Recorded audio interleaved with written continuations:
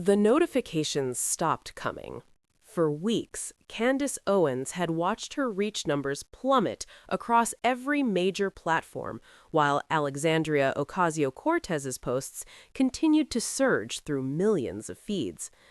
What was happening behind the digital curtain would soon ignite the most explosive debate about free speech, algorithmic manipulation, and political power in the social media age.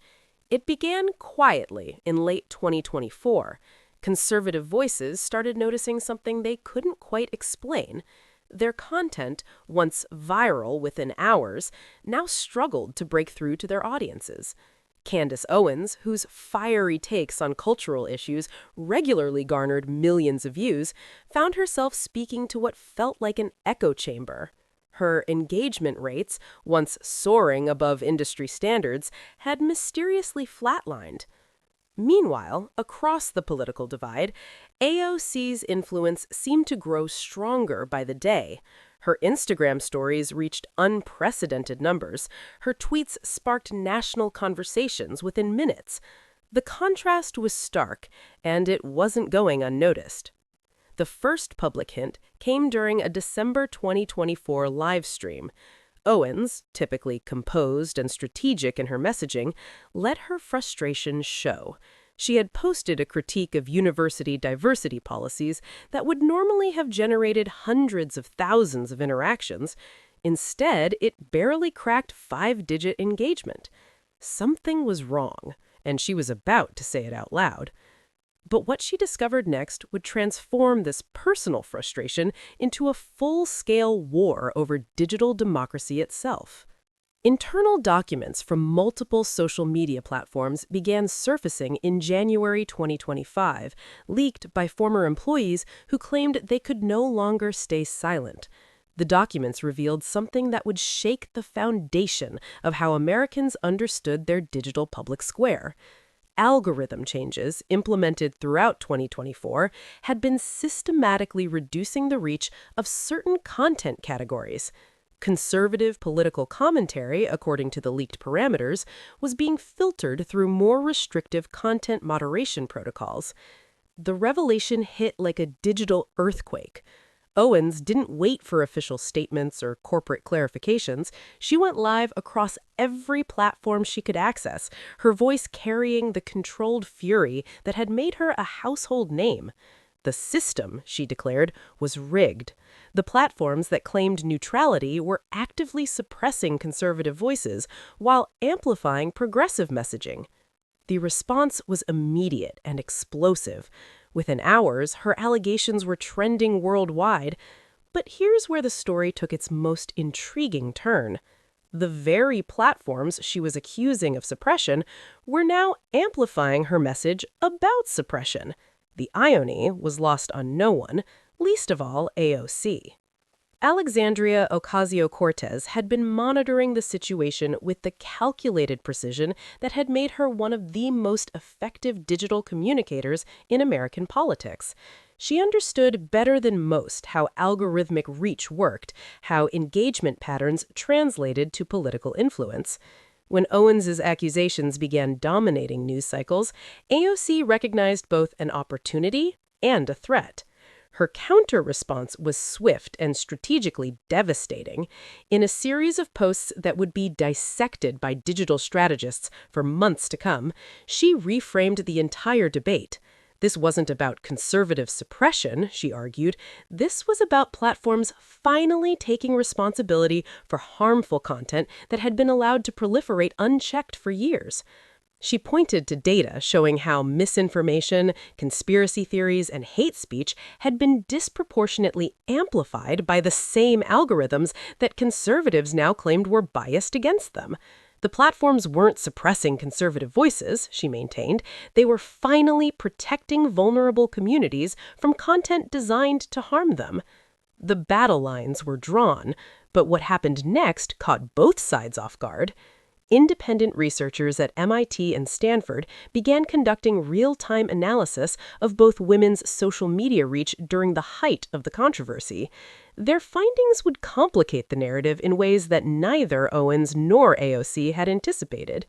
the data showed something unexpected. Both conservative and progressive content was being affected by the algorithm changes, but in different ways and for different reasons.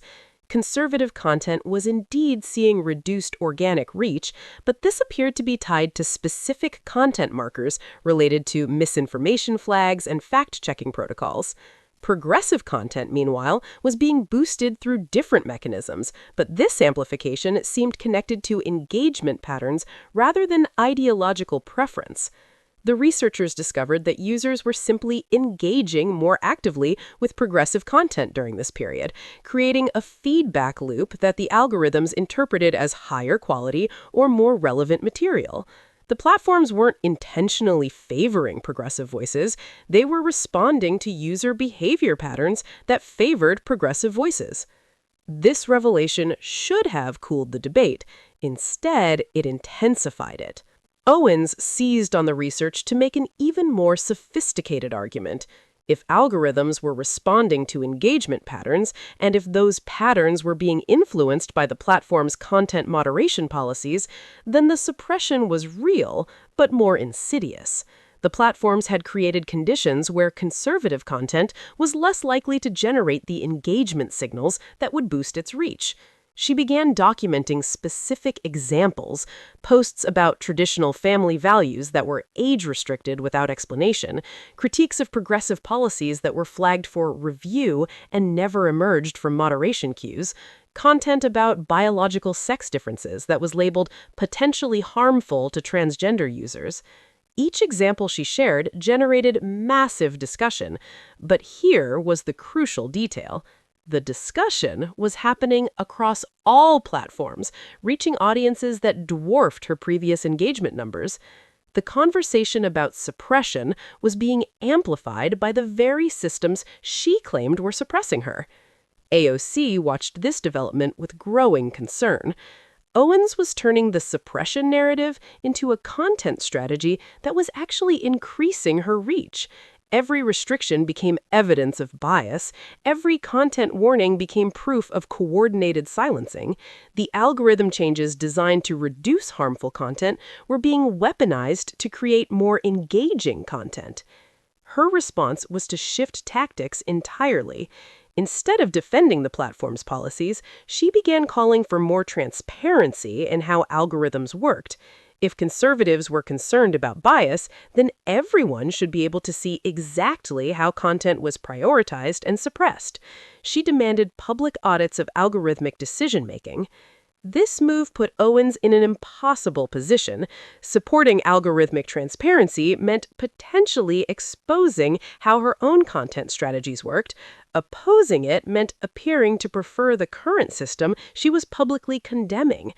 The tech platforms themselves found themselves caught in a political crossfire they had tried desperately to avoid.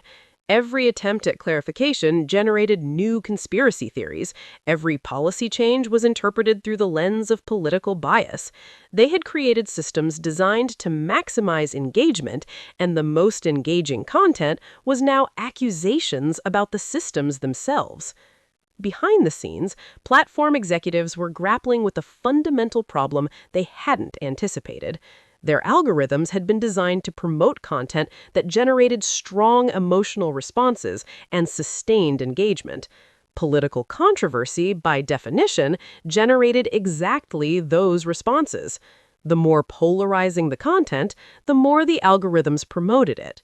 But now they were facing pressure from advertisers and governments to reduce harmful political content.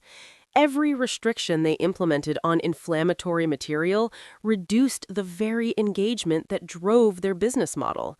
They were being asked to fundamentally change systems that had been optimized for the opposite goal. The leaked documents revealed internal discussions where executives acknowledged this impossible position. They could continue prioritizing engagement, which would amplify political controversy, or they could suppress controversial content, which would reduce overall platform engagement and potentially face legal challenges about political bias. Some insiders suggested a third option: algorithmic neutrality. Content would be distributed based purely on chronological order or explicit user preferences, without any engagement-based amplification. This approach would eliminate both the suppression and amplification effects that were driving the current controversy. The proposal generated intense internal debate. Removing engagement-based algorithms would fundamentally change how social media worked. Popular content would no longer automatically reach larger audiences. Viral moments would become much rarer. The platforms would lose much of their addictive quality that kept users engaged for hours. More importantly, neutral algorithms would eliminate the competitive advantage that had made these platforms dominant. Their ability to surface content users didn't know they wanted to see was what distinguished them from simple chronological feeds. Removing that capability would make them more like bulletin boards than dynamic media environments. As these internal debates continued, the public battle between Owens and AOC evolved into something larger than either had originally intended. They had accidentally exposed fundamental questions about how information flows in democratic societies. Who should control what ideas reach which audiences? How should platforms balance free expression with protection from harmful content? Can algorithmic systems ever be truly neutral, or do they inevitably encode the biases of their creators? The controversy reached a turning point when both women were invited to testify before a congressional committee investigating social media bias. For the first time since the debate began, they would be in the same room, under oath, answering questions about their experiences with algorithmic suppression and amplification. Their testimony would reveal details about how social media really works that most users had never understood. Both women came prepared with data, screenshots, and documentation of their platform experiences. But what emerged from their testimony was more complex than either's public narrative had suggested. Under oath, Owens acknowledged that her content had indeed violated some platform policies, though she maintained these violations were selectively enforced.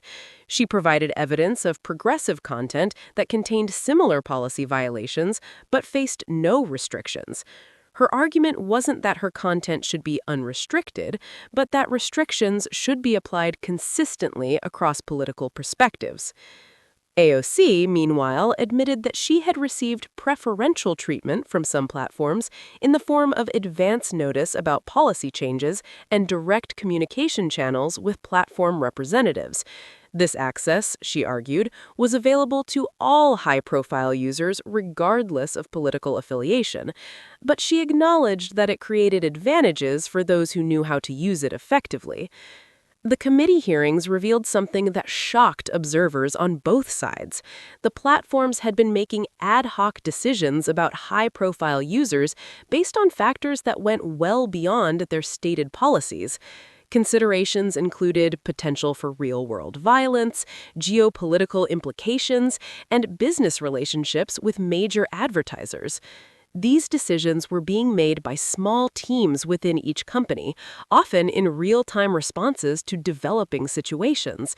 There was no transparent process, no consistent criteria, and no effective appeal mechanism. The platforms had essentially created shadow governance systems for political content that operated outside any democratic oversight. The implications were staggering. If these systems could affect the reach of political content, they could potentially influence election outcomes, policy debates, and social movements. The power to amplify or suppress political speech had been handed to private companies with no accountability to democratic institutions. But the most revealing moment came when committee members asked both women what changes they would recommend. Neither had simple answers. Owens wanted consistent enforcement of clear policies, but acknowledged that determining what constituted clear policies for complex political content was extremely difficult. AOC wanted more protection from harmful content, but admitted that defining harmful in politically contested areas was inherently subjective. The hearings exposed a fundamental tension that went beyond partisan politics. Democratic societies need both free expression and protection from harmful speech. Social media platforms had become the primary venues where these competing values collided. Neither traditional free speech law nor corporate content policies had adequate frameworks for resolving these tensions at the scale and speed of modern digital communication. As the hearings concluded, both Owens and AOC found themselves in unexpected agreement on one crucial point. The current system of secret algorithmic decision-making by private companies was unacceptable regardless of which side it favored.